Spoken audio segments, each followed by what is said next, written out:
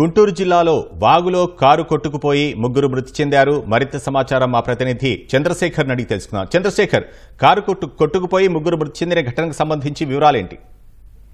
వినోద్, నిన్నటి నుంచి ఎడతెరిపి లేకుండా కురిసిన వర్షాల కారణంగా గుంటూరు జిల్లాలో ఒక కారు కాలువలో కొట్టుకుపోయి ముగ్గురు మరణించిన విషాదకర ఘటన చోటు చేసుకుంది. పెదకాకాని మండలం ఉప్పలపాడు శివారు వద్ద వాగులోకి కారు కొట్టుకుపోయింది. నంబూరులోని ప్రైవేట్ విద్యా సంస్థలో చదివేటువంటి టీచర్తో పాటు ఇద్దరు విద్యార్థులు ఈ ప్రమాదంలో మరణించారు.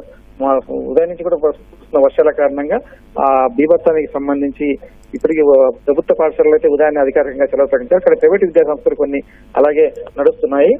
నంబూరులోని ఒక ప్రైవేట్ విద్యా సంస్థకు సంబంధించి మధ్యాహ్నం నుంచి సెలవు ప్రకటించారు. దీంతో అక్కడ పనిచేస్తున్నటువంటి రాఘవేంద్ర అన్నటువంటి ఉపాధ్యాయుడు తన ఇంటికి వెళ్లేందుకు బయలుదేరారు. ఆయన ఉప్పలపాడులో నివాసం ఉంటున్నారు. అదే ఉప్పలపాడు గ్రామానికి చెందినటువంటి మరో ఇద్దరు విద్యార్థులు కూడా తమతో పాటు కారులో ఎక్కించుకొని ఆయన పాఠశాల నుంచి బయలుదేరారు.